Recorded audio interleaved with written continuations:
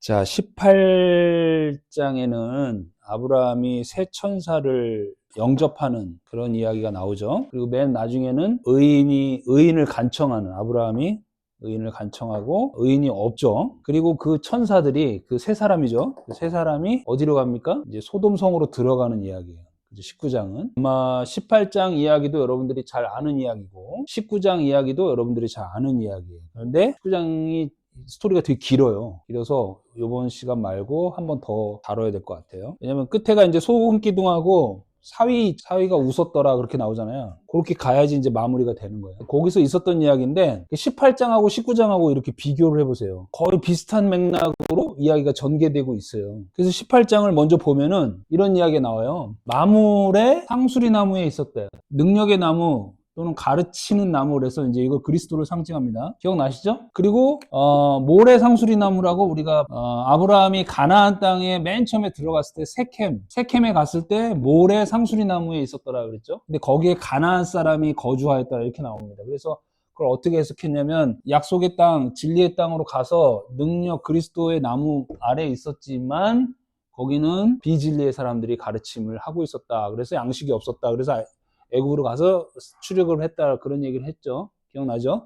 그래서 이제 상수리 나무가 이 나무 아래 쉬소서 이런 말이 나오죠. 여기 아브라함도 이 세 사람을 발을 씻기고 장막 문의 앞에서 이 사람들을 영접했는데 발을 씻기고 어디서 쉬라 그래요? 정오 뜨거울 때인데 나무 아래에서 쉬세요 이런 표현을 해요. 장막 안으로 들이지 않고. 어쨌든 그 나무 아래 쉬소서라는 말은 이 진리 안에 이제 거한다 이런 뜻으로 심벌릭하게 보면 맞을 것 같고요. 아까도 얘기했지만 아브라함이 요 세 사람을 만났을 때 언제였다고요? 가장 뜨거울 때, 초하루 가장 뜨거울 때 우리가 누구 생각나냐면 또 이제 사마리아 여인을 만날 때 그때가 이제 정오라 그랬죠. 노아의 방주에 뭐라 그랬죠? 딱 하나의 창을 초하루라 그랬어요. 그러니까 예수 그리스도의 임재를 나타내는 그때 이제 아브라함이 장막 문 앞에 있었다 이렇게 돼 있어요. 터브나클이고 그리고 이제 사람 셋이 나옵니다. 그리고 이제 아브라함이 영접을 하는데 이제 발 씻을 물을 갖고 오라 그러죠. 그리고 여러 가지를 준비해요, 그죠? 기름지고 어린 송아지라 그랬나? 살찐 송아지. 자, 그 다음에 이제 아브라함이 그 피스트를 준비하는데 떡을 준비하고 엉긴 젖하고 우유를 준비하고 기름지고 어린 송아지를 준비하는 거죠. 그리고 떡을 뭘로 만들어요? 고운 가루 세스하라고 그랬어요. 그죠? 몇 리터라고 그랬어요? 22리터 정도 된다고 그랬어요. 그러니까 엄청나게 많은 떡인 거예요. 그죠? 그러니까 이게 하나의 그 천국 잔치를 표현하는 거고 또 제물을 얘기하는 거죠. 이스라엘 사람에게 이 소는 이 알레프, 소의 뿔, 소를 상징합니다. 이게 곧 하나님을 얘기하는 거예요. 이 사람들이 그 숭배하는 그 행위 자체가 소를 갖고 해요. 소가 곧 그 하나님이라고 믿는 거예요, 이 사람들은. 그렇게 오랫동안 믿어왔어요. 자, 그래서 이제 이런 내용들이 있고, 그 다음에 이제 사라의 웃음을 얘기하죠. 웃음은 이제 이삭으로 나중에 표현이 되는데, 그리고 나서 이제 소돔으로 향할 때, 그 땅에 간청을 하죠, 아브라함이. 그래서 의인이 있다 없다? 그 땅에는 의인이 없다라는 것을 나타내고 있습니다. 이게 이제 18장 내용인데 19장의 내용하고 아주 유사합니다. 잘 보세요. 1절에 보면 뭐라고 돼 있냐? 저녁 때 이제 19장으로 들어갑니다. 저녁 때에 그 두 천사가 소돔에 이르니 마침 롯이 소돔 성문에 앉아 있다가 그들을 보고 일어나 영접하고 땅에 엎드려 절하매. 문체가 비슷하죠. 18장 1절을 볼까요? 여호와께서 마물의 상수리 나무들이 있는 곳에서 아브라함에게 나타나시나 날이 뜨거울 때 그가 장막 문에 앉아 있다가 눈을 들어본 즉 사람 셋이 맞은편에 서 있는지라 그가 그들을 보자 곧 장막 문에서 달려가 영접하며 몸을 땅에 엎드려 이렇게 돼 있잖아요. 근데 차이점이 있죠, 그죠? 그쵸. 처음에 이제 시간적으로는 여기는 뭐예요? 18장은 정오인데 19장은 뭐예요? 저녁 되니까 이건 밤이죠, 밤. 자, 그래서 이 성서의 스토리가 시작되는 게 아침이에요, 밤이에요? 밤부터 시작해야 돼, 그죠? 밤이 되고 아침이 되니 요미다 그러죠, 용. 그러니까 우리의 그 호세크 어두움부터 시작하는 거예요. 여기서 시작해서 나중에 이제 맨 끝에 이제 소금 기둥으로 끝나는 거예요. 스토리의 앞과 끝이 되는 거예요. 자, 그 다음에 여기는 세 사람이라고 돼 있죠. 그래서 뭐 삼위일체로 봐도 된다 그랬어요. 성부, 성자, 성령 이렇게 선현하신 모습 된다 그랬는데 여기 19장은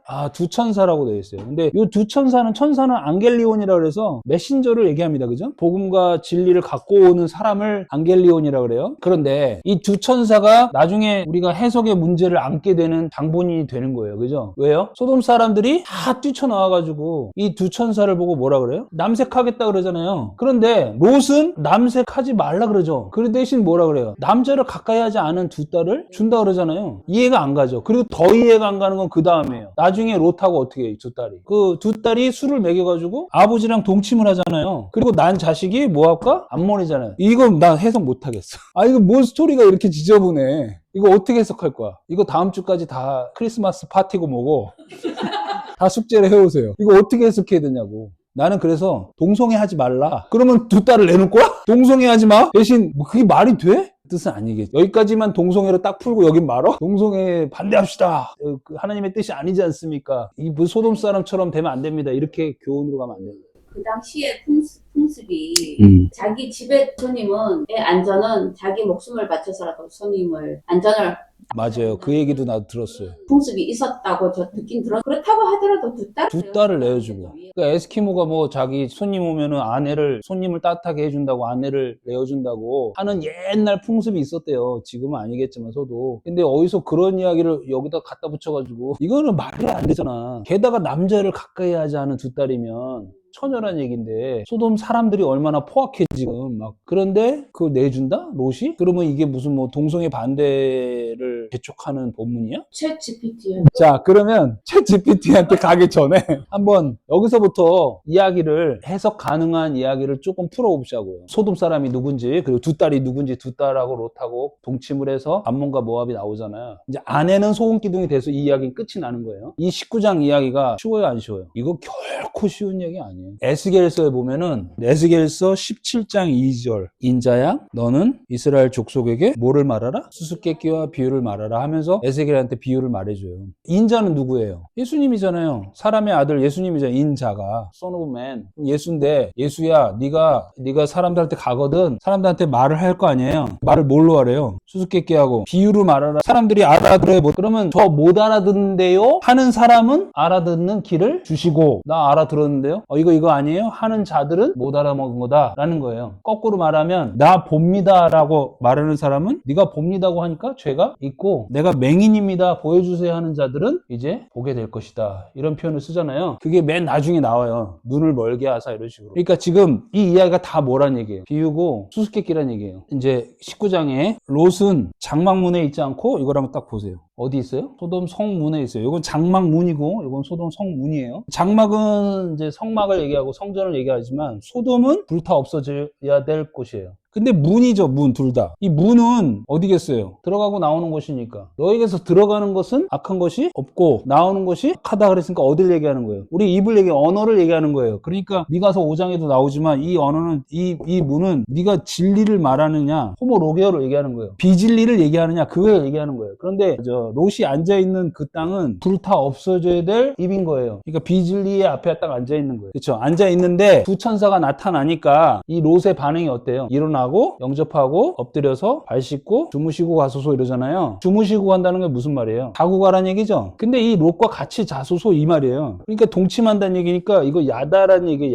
야다니까 뭐예요? 진리를 알아? 먹은 거예요. 비진리 문 앞에 앉아있는데 그럼 이 두 천사는 둘이니까 예수와 그리스도가 온 거예요. 예수와 그리스도가 와서 예수는 죽고 그리스도로 나오는 그 예수 그리스도의 그 진리를 이 롯이 알아먹고 일어나서 영접하고 발을 씻겨주고 주무시고 가서 나랑 야다합시다. 나랑 같이 너가 내 안에 내가 너 안에 거합시다. 이렇게 얘기하는 거예요. 그리고 일찍 일어나서 갈 길을 가소서 이렇게 얘기하는 거예요. 일찍 일어나다가 세켐이라고 그랬죠. 기억나세요? 어깨란 뜻도 있고 세켐이 일찍 일어나다는 뜻도 있다고 그랬어요. 일찍 일어난다는 것은 하나님의 현현을 얘기하는 거예요. 하나님의 만남을 얘기하는 거예요. 그리고 나에게 복 주셨으니까 이제 다른 길로 가소서 이렇게 얘기하는 거예요. 라고 해석해 볼 수 있습니다. 자, 그러니까 이 두 천사가 뭐라 그래요? 거절해요. 아니다. 우리가 거리에서 밤을 세우리라 이렇게 얘기합니다. 자, 그러니까 거절했죠. 그 다음에 롯이 뭐라 그래요? 간청함에 그제서야 돌이켜 이렇게 하죠. 간청했어요. 그러니까 지금 이제 롯의 입장에서는 몇 번 간청을 한 겁니까? 3번 한 거예요. 3번. 처음에 영접하고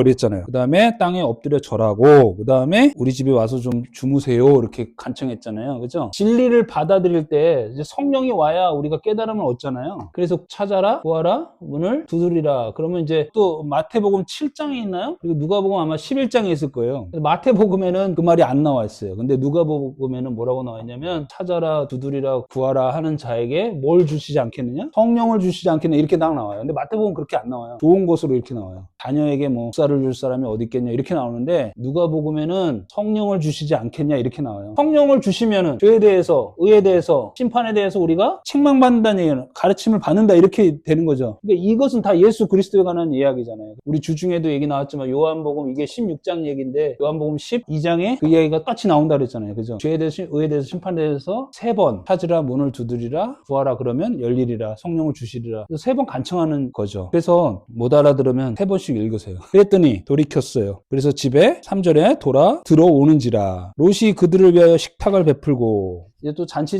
벌리죠. 그러니까 요 이야기랑 지금 거의 흡사한 이야기를 갖고 있어요. 그죠? 잔치를 벌이는데 식탁을 벌이고 거기다가 탈진 송아지와 엉긴 젖과 우유와 떡을 갖다 놓은 게 아니라 이번에는 뭘 갖다 놔요? 무교병이에요, 무교병. 그러니까 무교병이 무슨 뜻이에요? 맛없는 거.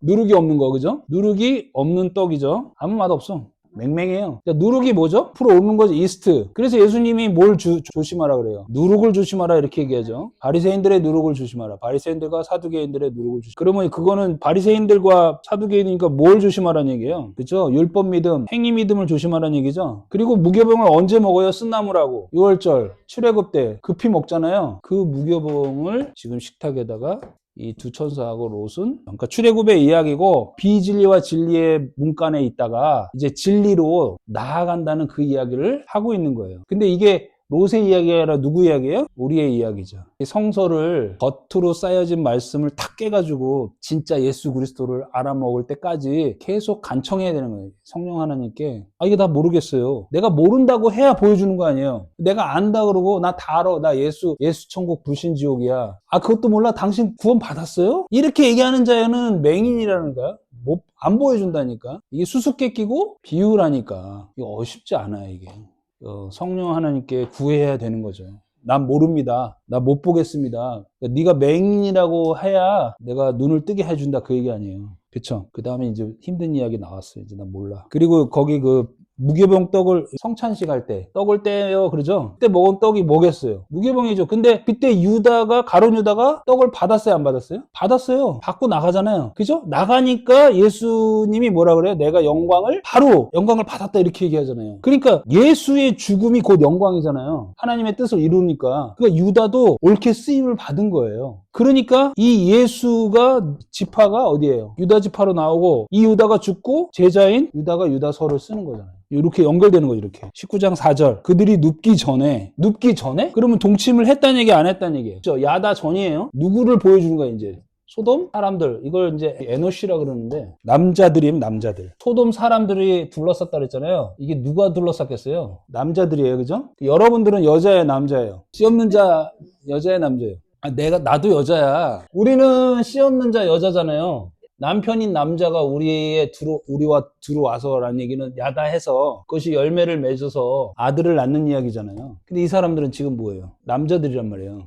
그러니까 이 남자들은 지금 옳게 생각하고 있는 거예요. 비진리예요. 비진리죠. 여자라고 내가 여자야지 남편이 신랑을 받아들일 거 아니에요. 이 비진리 사람들이에요. 남자들이라고 표현돼 있어요. 눕기 전. 자, 그래가지고 노소를 막론하고 원근에서 다 모여 그 집을 에워싸고 롯을 부르고 그에게 이르되 오늘 밤에 내게 온 사람들이 어디 있느냐 이끌어내라. 우리가 그들을 상관하리라. 상관한다는 것은 뭔 말이야? 그러니까 야다하겠다는 얘기야. 그럼 남색을 하겠다는 얘기인데 남색이라는 것은 누구와 누가 자는 거예요? 남자와 남자가 자는 거잖아요. 그 씨 없는 자 여자와 씨 갖고 온 자 남자와 그러니까 자칼과 네케바가 연합을 해서 열매가 나오는 거잖아요. 근데 이 사람들은 어떻게 생각하는 거야? 남자와 남자를 상관하겠다. 그러니까 이게 잘못된 거죠. 그죠? 그러니까 이 사람들은 죽어야 돼 말아야 돼? 죽어야 되는 거예요. 가증한 일로 죽으리라 이렇게 나오는 거예요. 그래서 그 동성애에 관한 구문들 나오잖아요. 누구든지 여인과 동침하듯 남자와 동침하면 둘 다 가증한 일을 행함인즉 반드시 죽일지니 자기의 피가 자기에게로 돌아가리라. 로마서 1장 26절부터요. 이 때문에 하나님께서 그들을 부끄러운 욕심에 내버려 두셨으니 이런 표현들 잘 보세요. 부끄러운 욕심에 내버려 두셨다 이렇게 돼 있잖아요. 죽으라고 내버려 두는 왜요? 죽어야 하니까 곧 그들의 여자들도 순리대로 쓸 것을 받고 영리로 쓰매 그와 같이 남자들도 순리대로 여자 쓰기를 버리고 서로 향하여 음욕이 부릴 듯하며 남자가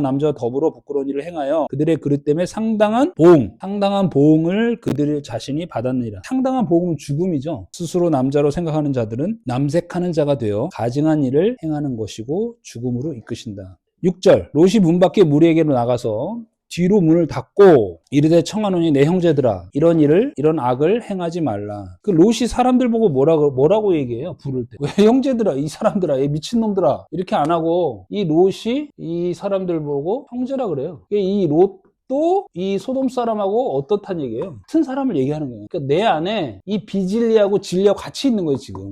남색을 행하는 자와 진리와 야다하는 자가 같이 있는 거예요. 그러니까 진리의 법과 사망의 법이 내 안에서 싸우는도다. 그런 얘기를 하고 있는 거예요. 그래서 어떻게 해요? 8절. 내게 남자를 가까이 하지 아니한 두 딸이 있노라. 청하건대 내가 그들을 너에게로 이끌어 내리니 너희 눈에 좋을 대로 그들에게 행하고 이 사람들은 내 집에 들어왔은즉 이 사람들에게는 아무 일도 저지르지 말라.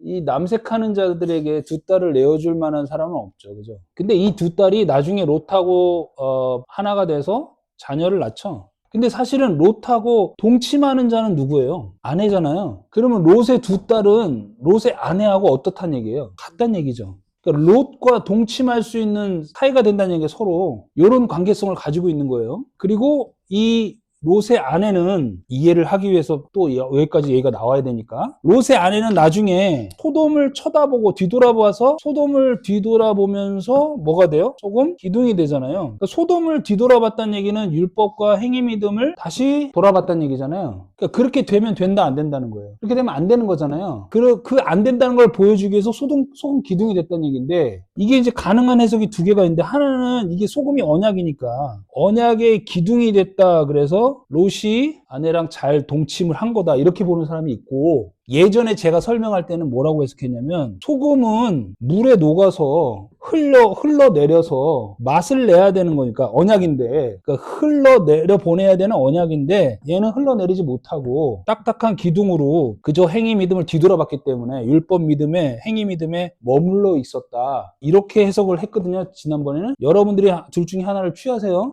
이 롯의 아내를 녹아줘야 될 소금 흘려보내줘야 될 언약 으로 해석을 해야 되는데 그렇지 못한 자 딱딱하게 굳어서 소돔을 뒤로 돌아보는 자가 되었다. 이렇게 두 가지 해석이 있는 거예요. 여러분들이 좋을 대로 9절. 그들이 이르되 너는 뒤로 물러나라. 또 이르되 이 자가 들어와서 거류하면서 우리의 법관이 되려 하는도다. 그 다음에 이제 우리가 그들보다 너를 더 해하리라 하고 롯을 밀치며 가까이 가서 그 문을 부수려고 하는지라. 자, 그러면 이제 법관이 되려 하는지라. 이제 롯 보고 재판관이 되려 하는지라 이렇게 얘기하죠. 진리와 연합된 자는 재판관이 되는 거죠. 근데 예수님이 누가복음에서 비유로 불의한 재판관 기억나세요? 과부가 찾아와가지고 불의한 재판관은 그 이야기 나오죠. 이 불의한 재판관이 누구예요? 이 예수를 나타냅니다. 왜 예수를 나타내냐면 죄는 없지만 우리에게 죄를 알려준 자가 예수잖아요. 그 로마서 5장에 나오잖아요.